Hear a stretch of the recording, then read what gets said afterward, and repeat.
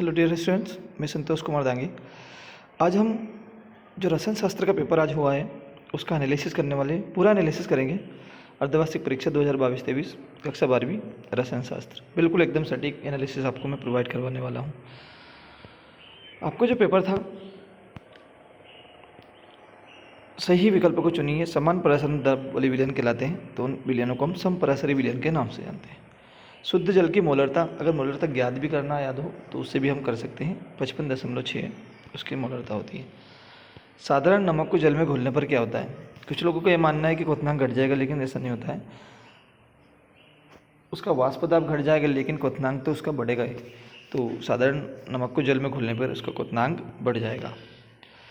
उसके बाद कैथोड पर होने वाली अभिक्रिया कहलाती है। तो कैथोड पर हमेशा ध्यान रखना कि कैथोड पर हमेशा अपचय नहीं होगा। विद्युत रासायनिक सेल में अपन ने कंसिडर करा है कि एनोड पर ऑक्सीकरण होता है, जबकि कैथोड पर अपचयन हुआ था।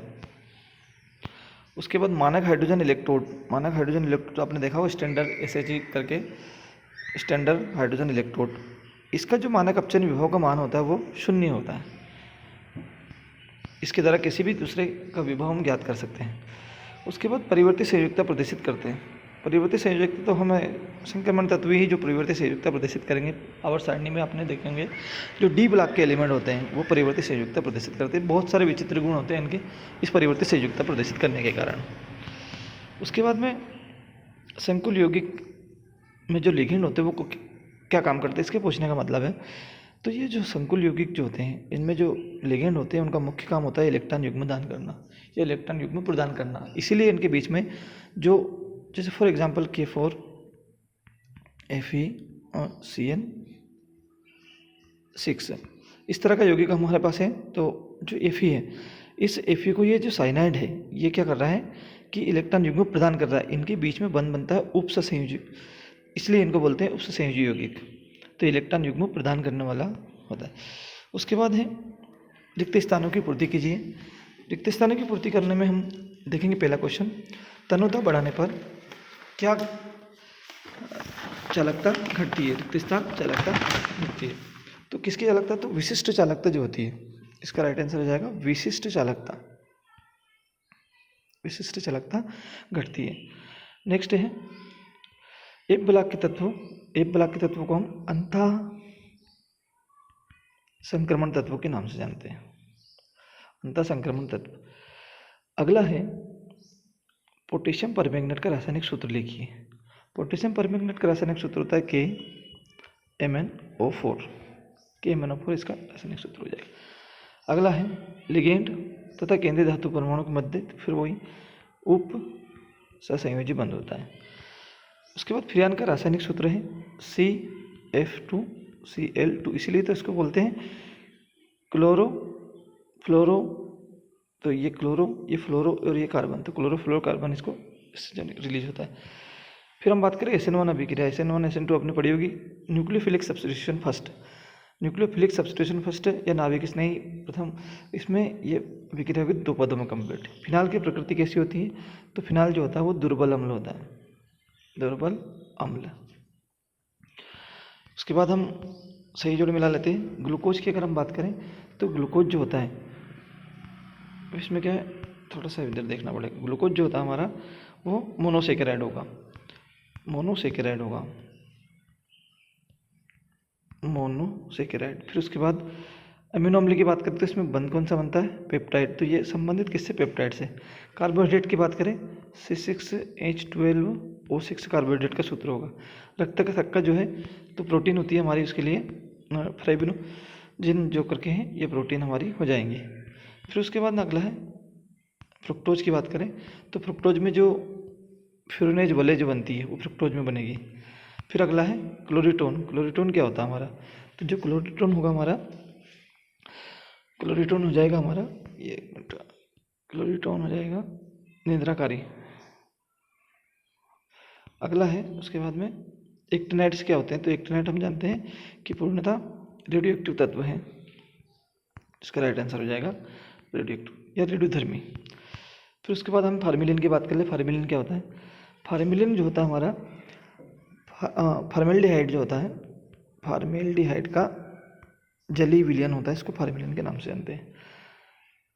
अब इसने कहा कि कार्बोलिक अम्ल बताइए, तो जो COOH जिसमें क्रियात्मक समूह जुड़ा होता है उसे कार्बोलिक अम्ल के नाम से जानते हैं। फिनाल से सैलिसिलिक अम्ल बनाने की अभिक्रिया तो सभी जानते हैं, इस अभिक्रिया को हम बोलते हैं रिमर्टीमन अभिक्रिया। रिमर्टीमन अभिक्रिया। अगला है प्राथमिक, द्वितीयक, तृतीयक। वैसे बहुत सारे इसमें विभेद कर सकते हैं, वे हाइड्रोजन निकरण की द्वारा करा सकते हैं, लेकिन सबसे अच्छा है जिसको हम बोलते हैं विक्टर मेयर परीक्षण। विक्टर मेयर परीक्षण के फॉर एपीसीएन 6 का एपीसी नाम लिखिए। इसका हो जाएगा पोटेशियम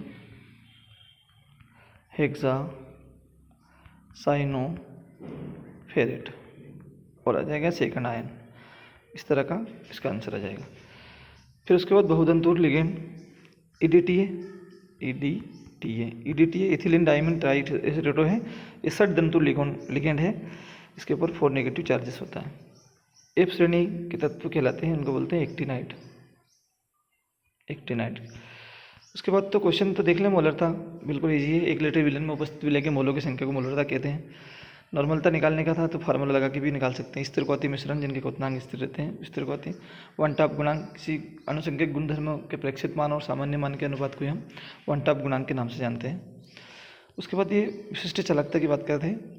लवण सेतु के कार्य पूछे थे। लवण सेतु, लावण लिख दिया है बस प्रिंटिंग। लवण सेतु जो तो आपने देखा होगा, 2 सेल के बीच में 2 सेलों को या 2 अर्ध सेलों को मिलाने के लिए जो लगाया जाता है उसको लवण सेतु बोलते हैं। एक उल्टी यू आकार की ट्यूब होती है जिसमें KCl या जिलेटिन का विलयन भी भर दिया जाता है, जेली के रूप में भरा जाता है। KCl का विलयन भर दो और ये दोनों अर्ध सेलों के बीच में एक तरह से कह सकते हैं संतुलन बनाने का काम करता है, उदासीन रखता है विलयनों को। द्विक लवण और संकुल लवण के बारे में बात कर रहे हैं। द्विक लवण वे लवण होते हैं जिनको जल विलयन में घुलने पर पूर्णतः आयनित हो जाते हैं, जबकि संकुल लवण की बात करें तो ये आसानी से आयनित नहीं होते हैं। जैसे फिटकरी की बात करें, एक द्विक लवण है, जबकि K4APCN6 जो होता है हमारा कॉपर फेरोसाइनाइड, वो एक संकुल लवण है। उसके बाद उभयदंतुर लिगेंड या फिर वर्नर का अवसर सिद्धांत। वर्नर ने बताया था कि 2 तरह की संयोजकता प्रदर्शित करते हैं यौगिक। रोजनमुंड अभिक्रिया बिल्कुल सरल सी एल्डोल संघनन एल्डिहाइड रजत दर्पण परीक्षण देता है। क्लेमेंसन अपचयन कार्बोहाइड्रेट के कार्य लिखना था, बिल्कुल बहुत ईजी क्वेश्चन था। या फिर विटामिन डी हो, विटामिन सी और विटामिन डी के रासायनिक नाम लिखना था। विटामिन सी के रासायनिक नाम स्कार्बिक एसिड होता है और डी का नाम कैल्सिफेरॉल होता है। इनकी कमी से रोग जाता है। विटामिन सी की कमी से हमको मालूम है कि जो विटामिन सी है वो खट्टे पदार्थों से हमको प्राप्त हो जाता है और स्कर्वी रोग जिससे हो जाता है, और डी की कमी से रिकेट्स रोग हो जाता है। फिर आदर्श विलयन वे विलयन जो राउल्टी के नियम का पालन करते हैं आदर्श विलयन कहलाते हैं। इसमें डेल्टा H मिक्सिंग जो होता है वो 0, डेल्टा V मिक्सिंग भी बड़ा 0 होता है उसमें, और इसका अपोजिट हो। क्वथनांक मूल्यांकन बिल्कुल इजी क्वेश्चन है। अभी लेंथेन और डेक्टेनर में अंतर लिखना था। संक्रमण तत्व रंगीन आयन बनाते हैं, इसका बहुत सरल सा, क्योंकि संक्रमण जो तत्व होते हैं उनके आयनों में अयुग्मित इलेक्ट्रॉन उपस्थित होते हैं, इस कारण ये रंगीन आयन बनाते हैं। जिंक, कैडमियम, मरकरी को संक्रमण तत्व नहीं माने जाते क्योंकि इनके अष्टक पूर्ण होते हैं, इसलिए इनको संक्रमण तत्व नहीं माना जाता। और संक्रमण तत्व मानने के लिए शर्त यह है कि उनका अष्टक पूर्ण नहीं होने चाहिए। उसके बाद डी तथा ए ब्लॉक के तत्वों के गुण लिखना था। संक्रमण तत्व प्राय रंगीन यौगिक बनाते हैं, संकुल यौगिक बनाते हैं, क्योंकि संक्रमण जो तत्व होते हैं उनमें एक से अधिक संयोजकता प्रदर्शित करने का गुण पाया जाता है। ये अनुचुंबकीय होते हैं क्योंकि इनके पास अयुग्मित इलेक्ट्रॉन की उपस्थिति होती है। एल्कोहल फिनॉल में अंतर बताना है। फिनॉल निम्न से फिनॉल निम्नलिखित या फिनॉल से निम्न यौगिक कैसे बनाएंगे? बेंजीन बनाना है फिनॉल से, और उसका वहीं छटा देना बस, और क्या, जिनकी क्रिया करवा देंगे। पिक्रिक अम्ल बनाना है। DDT BSC में बहुत अंतर अच्छा है। नाभिक स्नेही या न्यूक्लियोफिलिक सब्स्टिट्यूशनेशन 1 अभिक्रिया लिखना है इसमें, नाभिक स्नेही अभिक्रिया। कोलरास का नियम लिखना था। मानक हाइड्रोजन इलेक्ट्रोड। तो इस तरह से क्वेश्चन बहुत सरल था दोस्तों। वीडियो अच्छा लगा हो तो चैनल को सब्सक्राइब जरूर करें, ताकि मैं इसकी विस्तृत जानकारी आपको विस्तृत रूप से इसको मैं आगे पढ़ा सकूं। इसकी PDF मेरे पास अवेलेबल है सारे कोर्स की, तो आप मुझे कांटेक्ट कर सकते हैं। Thank you.